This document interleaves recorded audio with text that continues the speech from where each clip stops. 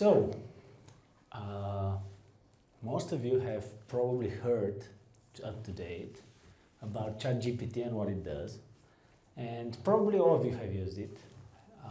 Also, if you're a domain expert, you have probably heard about WAMA 2, about ChatGPT-O, and about all the versions of GPT model. You have even heard of Gemini, which is now a competitive model, and it wasn't like that a year ago.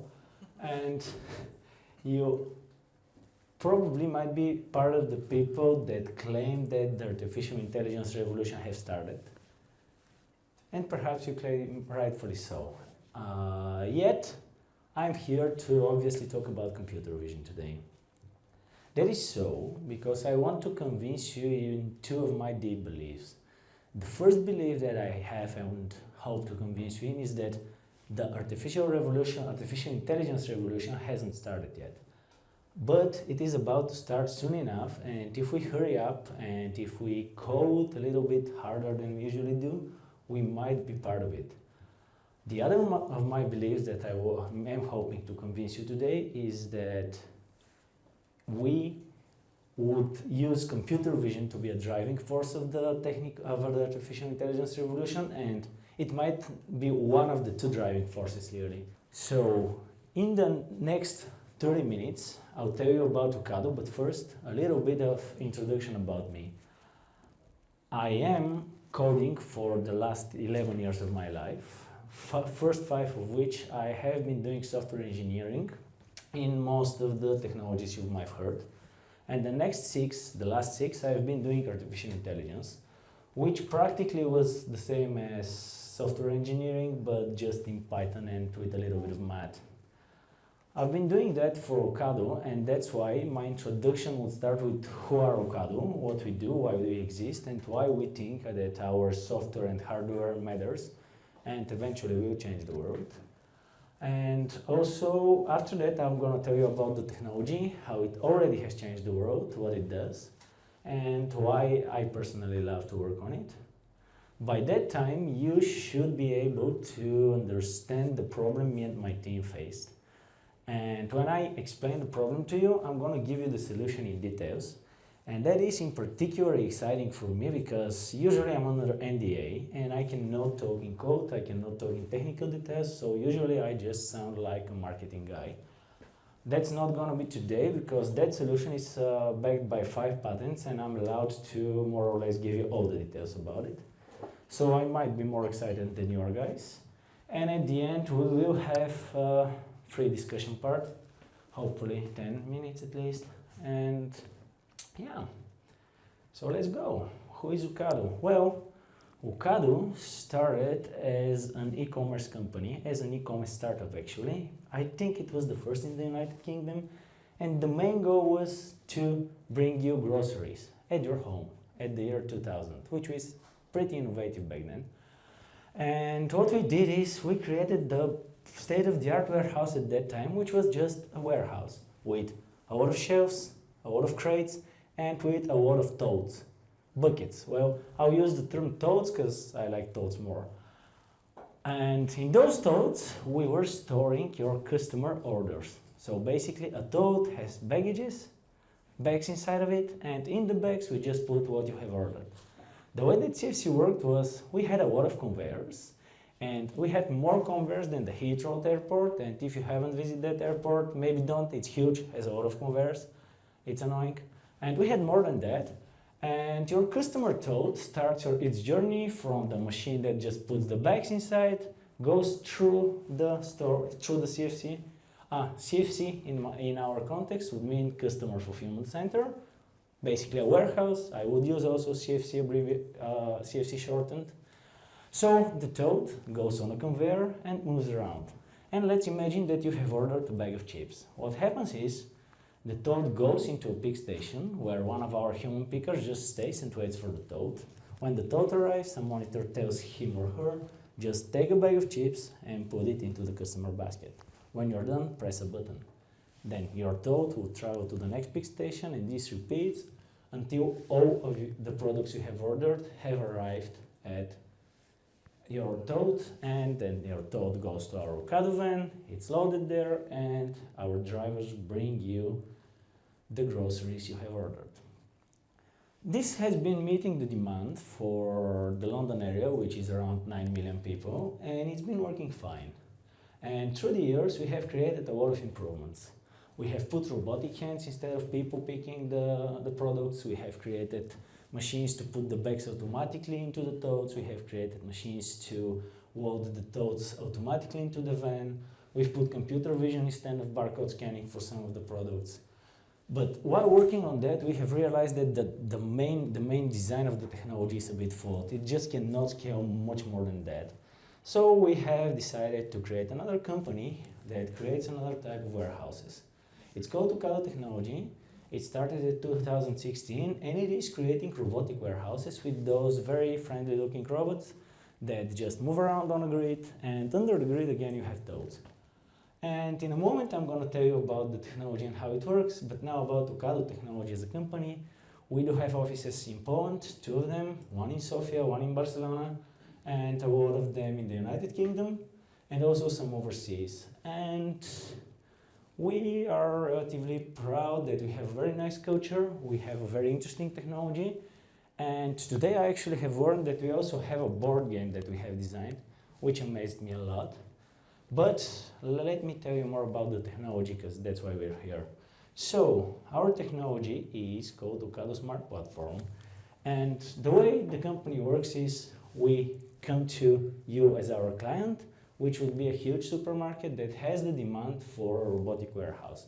So you have a lot of clients, you want to go into the e-commerce, you want to sell groceries through the internet, you come to us and we deliver it all. So we give you the website, we give you the recommendation system, we build the robotic warehouse, we put the robots, we put all the software to control the robots and to maintain them, and what you need to do is just sell to your customers.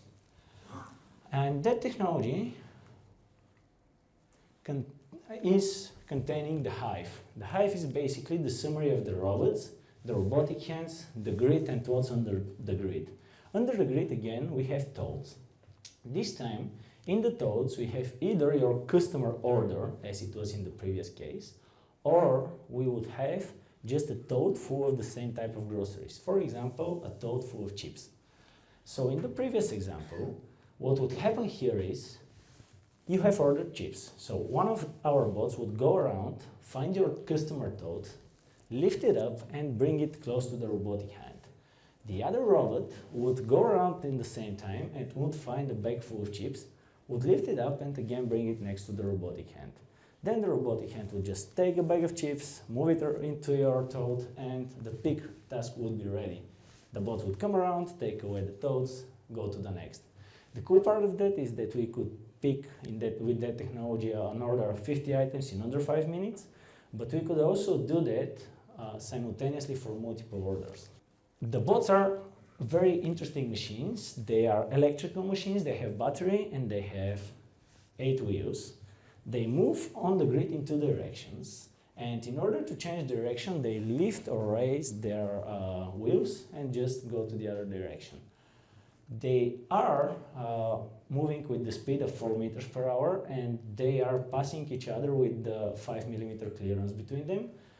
And also they are very strong machines. They could lift a tote that weighs up to 35 kilograms. They are strong, but they are not autonomous really. All the bots are controlled by a system that is our mastermind, and that system is constantly repairing what's happening every second really. And that is so because we would like to respond to customer changes in the CFC environment and other things that might happen. And in order to tell each bot what is happening, we have 4 G-base stations around the CFC, and we communicate with the robots 10 times per second. So we could react very fast to any changes that we would have in our environment. The Mastermind project is one of my favorites. It's again patented, but I cannot talk about it now. Hopefully someday we would be able to just tell you how we control thousands of robots with a Mastermind. So just hyping you here. And this should be, woohoo, I even managed to play it. This is a video of the technology working live. So what you could see here is some of the robots just moving around. You could see them change directions, and if you observe carefully enough, you might see them lifting up the toads. The toads are being lifted up inside of the bot, and then the bot moves with the toad. And from the robotic hands, you could see the robotic hands just moving products from the toads with the groceries into the customer toads. Another cool thing about the technology is that it has the potential to store a lot more different type of groceries than the normal supermarket. The normal supermarket could store around 20,000 different items in its inventory, where we easily store more than 50,000. So very space efficient. Cool. So you know now that we sell to very advanced, large clients, which are supermarkets all around the world. We believe that they are going to dominate the countries they work in because of our technology. And we have 13 partners. And for those 13 partners, we have built already 25 customer fulfillment centers.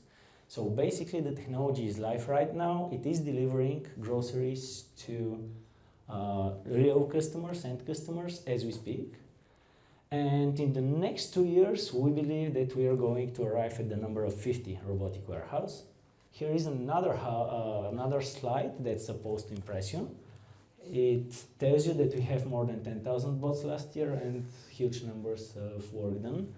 But the most important part of that slide actually is to tell you that we are very excited to work on that technology because it is a technology of scale. And when it is a technology of scale, that allows you to create a small change and to know that this small change would affect thousands of bots, and it would also affect millions of clients. So at least for me, it feels very exciting.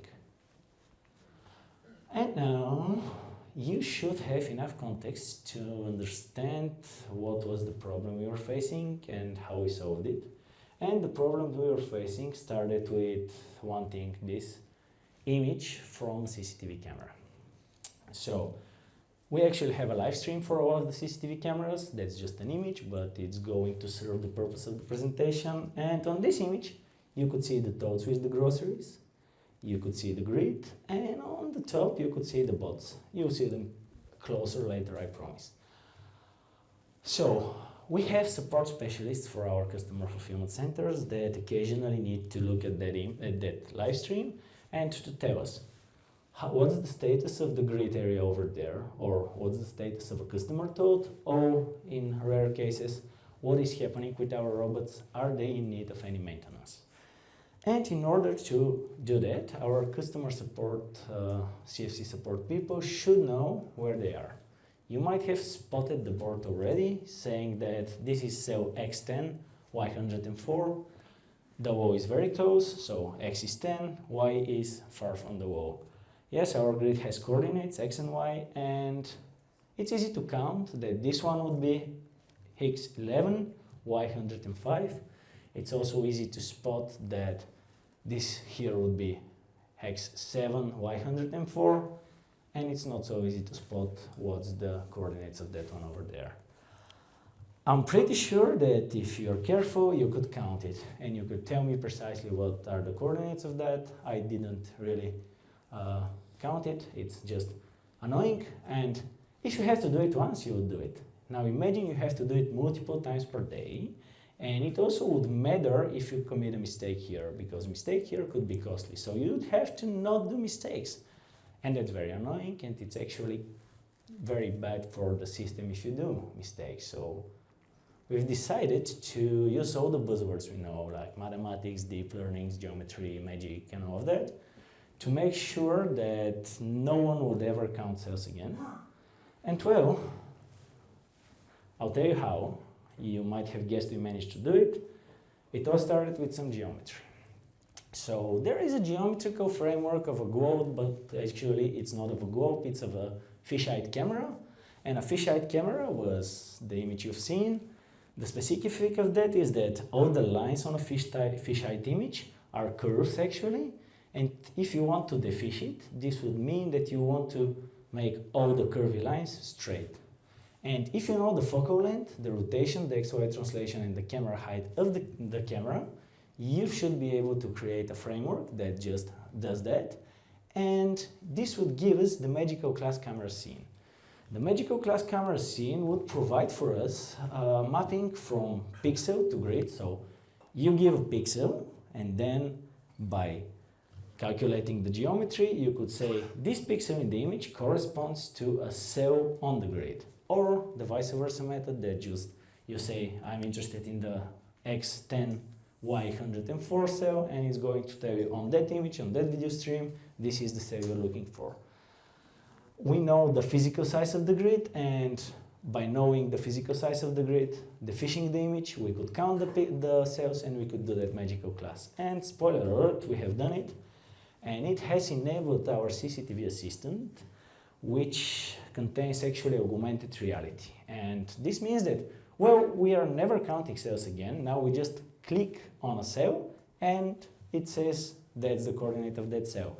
But by having a mapping from live video into coordinates of the cells, we have a mapping from live video into our databases, which means that we can provide information about what's happening under the grid, how many thoughts are under the grid, which bots are going to come around, what's happening in this area, and all of that.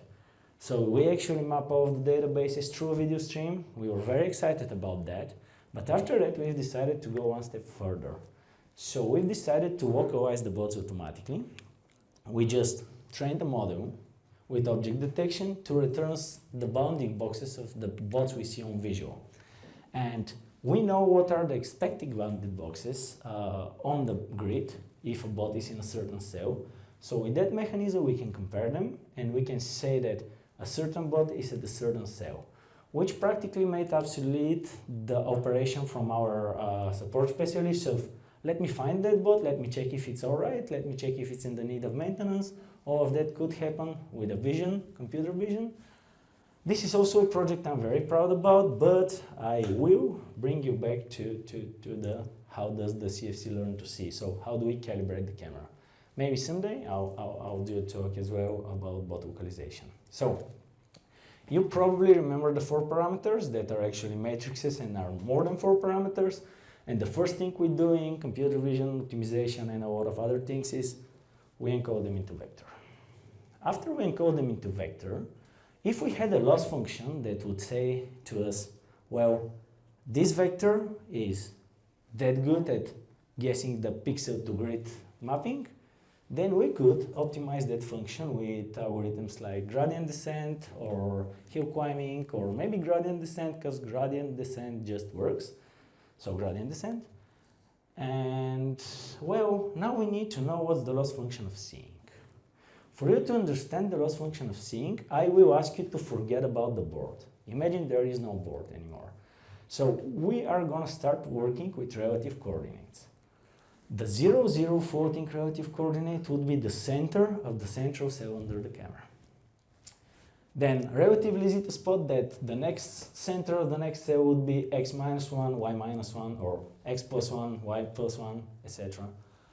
And if we think about it, because we're in floating coordinates, we might spot that the crossings on the grid would have x some integer 0.5 and y some integer 0.5. So every crossing would be x 0.5, y 0.5. Cool. If we think a bit more, we might notice that if we get exactly the central pixel of the grid, we would have a coordinate for either x 0.5, where x is some integer, but the floating point will be 0.5, or we would have some coordinates for y 0.5. And that matters, that depends on the fact that, so if your line is straight, if your line is horizontal, then on a horizontal line you would have x 0.5 floating part, and on the vertical lines you would have, you would have y 0.5. So knowing that fact, we could create a loss function by subtracting 0.5 from the floating part of our coordinates, and then summing that, making it squared, then mean it, and we have a root mean squared error. And from mathematics, we know that we could optimize that very well because it's a loss function, it has a lot of math behind it, who cares about it? We could optimize it with gradient descent. So we need first to find the grid, then we need to find the central points of the grid, then we need to find the orientation of the lines, and then we need to do the optimization with which algorithm. Let's start with the UNet and the finding of the grid. So actually we were scared of that. UNet is a network, neural network for semantic segmentation. What it does basically, it tells you on this image, those pixels are this object. In our case, those pixels are the grid. So we started skeptically. We have labeled some images, 3 of them. We wanted to start if it's going to fit anything, and with 3 images and with a small hack that we just split the image into smaller tiles and create a larger data set from just 3 large images. We actually trained our model and it worked like that. We were amazed and scared because we didn't understand why it's working, but we tested it a lot and it worked. So UNet is a pretty good network. It's not directly implemented in PyTorch and in TensorFlow, but you could just copy-paste the architecture from the internet. There are also pre-trained weights that you could use, and you could do segmentation, image segmentation relatively easy. It worked very well. We have created pipelines to retrain it with the hope that someday it's going to break. It hasn't up until now. It's been 2 years, so I strongly recommend checking that architecture. And it gave us the white image over there, the black and white image. So we have the mask of the grid. Now we have just the central points of the grid, right? And that's been discovered a long time ago. That's called skeletonization in computer vision. And you just go through some filters through the image, it thins it, it leaves you with the skeleton. Of course, as every good developer would do, we decided to do our own function because we wanted it to be faster. And here is the moment for me to pitch Numba to you. So Numba is a framework in Python that compiles it into C. It's an excellent way to speed up your code 60 times in this case. It's also an excellent way to make your people leave your company, because when you write in Python and everything works, it works. When something breaks, it just throws you a C exception. So you have to write Python, debug C exceptions. It's horrible, but if it works, 60 times faster. So use Numba with caution. It's good for some cases. Don't overuse it. So skeletonization, discovered 1962 in some paper in some university, I think, does that. It gives us the skeleton. And I hope you have noticed it also gives us some artifacts. So there are points that are not on the grid. We need to fix that. So in order to fix that, the first thing we do is we apply a breadth-first search clustering. It sounds fancy, but what it actually does is you take a point. Then you take an epsilon area around the point and you add every other point that's in that area into your cluster. Then you repeat that for every point in the cluster until there are no more new points in your cluster. After you've done that, you take a point that's outside of the cluster and then you repeat it. With that algorithm, you would have clusters that correspond to lines or to noise. So basically your lines would be in one cluster, your noise would be in the other. And to distinguish between that, we could use the amazing fact that on a fisheye image, we know that the lines are polynomials of degree of 2, so they're just curvy. And you take every cluster that you have, you fit a polynomial of degree of 2, you check if it has fitted well, and if it doesn't fit well, then it's noise, you throw it away. Alright, so we have the mask, we have the central points, we need to have the orientation of the line. That's straightforward actually. You see if your x-coordinate is increasing, then it's a horizontal line. If your y-coordinate is decreasing, then it is a vertical line. And then you do gradient descent. And it's just NumPy. Well, that's SciPy, but it's everywhere, so you could do it straight, easy, and you end up with that. So what you see here is already calibration, and the blue dots are where our geometry thinks the grid crossings are. And on the images, on the dots that are with red circle, you could see the dots that we think are bad. And don't worry if you don't see any error with those. It is because we don't do any errors, really. We've tested on more than 1,300 images, more than 1,300 cameras with more than 10 images, and they were all calibrated with the perfect loss.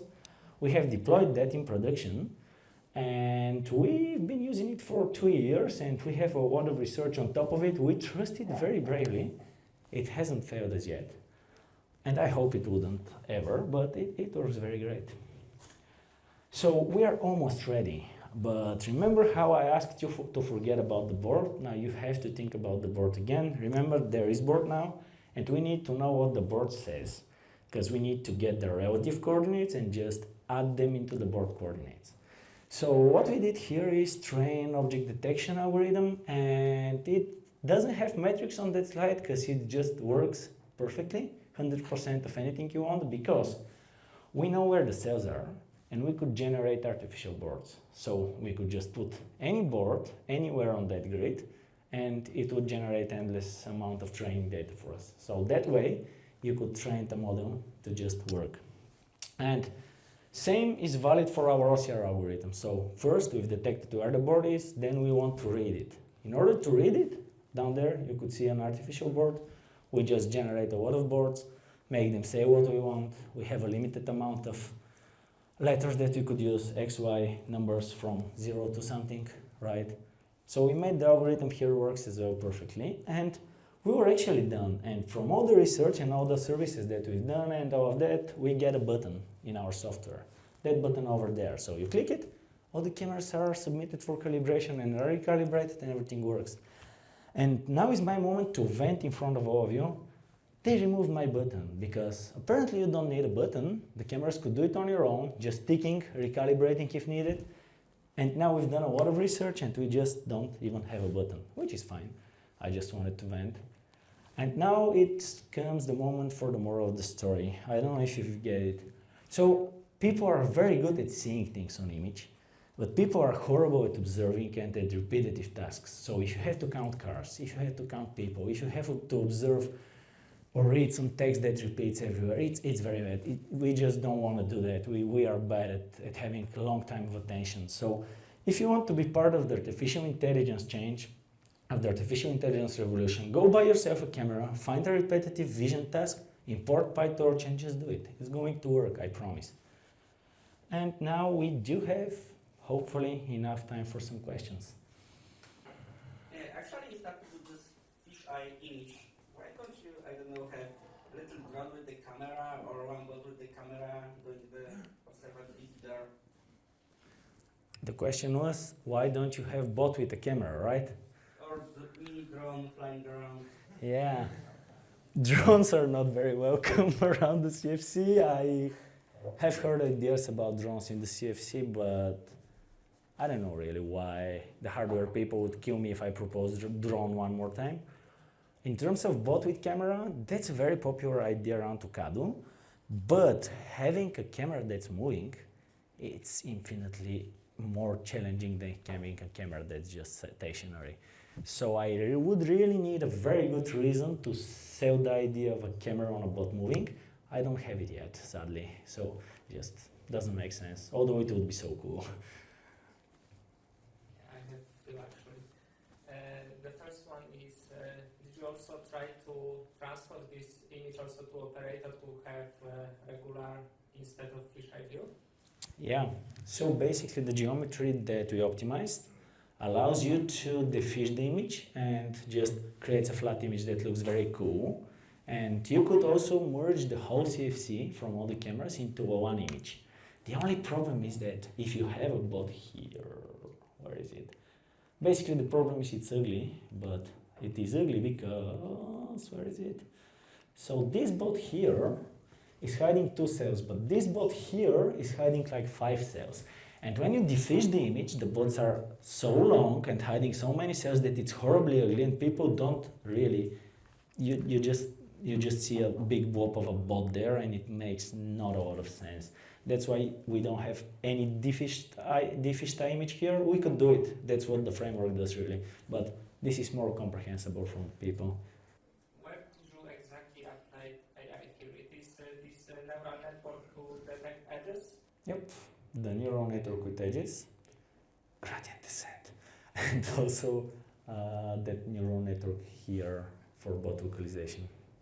Okay, yeah, because I'm thinking if it is not overkill, because also for edge detection you can try to apply some simple features. Have you tried also this or not really? We've tried. It gives us more noise of that here. So what you see here is actually noise from those structures here. And with filters, there was a lot more noise. And with a lot more noise, you get imprecise calibration loss because some of the points that we are left with are not from the grid, and then the calibration is faulty. And what happens is, so in the center you don't have a problem. Like the center is always right. You click on that cell, it's gonna tell you what the cell is. If you go over there, the cell is small. And if you're an operator, you might misclick your cell. It's gonna select the next cell. And if you have an error around here, then it's going to be very annoying for the users, practically unusable. And with the normal filters, all the errors goes up there, right? So the neural network actually was an improvement of the normal filters for the edges. Okay, thank you very much. And could you actually paint it to red? I mean, just the top, just to distinguish, where is the grid instead of... To paint it red means... Yeah, just to make it more distinctive than the area inside. Oh yeah, we could, but that's a brilliant idea. So every time you need to install something on the grid, you have to stop it because people are going to go into robotic environment. We don't like stopping the grid because it loses our clients' money. And it also costs us a lot of money to actually went into the sea of cells and make sure everything's not broken, and we just don't want to do that. So if there was a very good reason to mark everything red, or maybe if we have started it like 10 years ago marking everything red, sure, but also paint is costly. Yeah, I have one question which one suggests using drones. Yeah. If this system is about to track where the bot is, why don't you simply track where the bot is with the bot? Like a simple, sensor showing how many squares it moved would show you where it is. They have RFID reader, they have mechanisms tracking where they are, but when they are not sure, or they ask, am I where I should be, you go to second source of information. That's why operators should do that. It's a second source of truth. Visual. Okay, so like it's a backup or the main? Yeah. Especially for bot tracking, it's backup on very rare cases.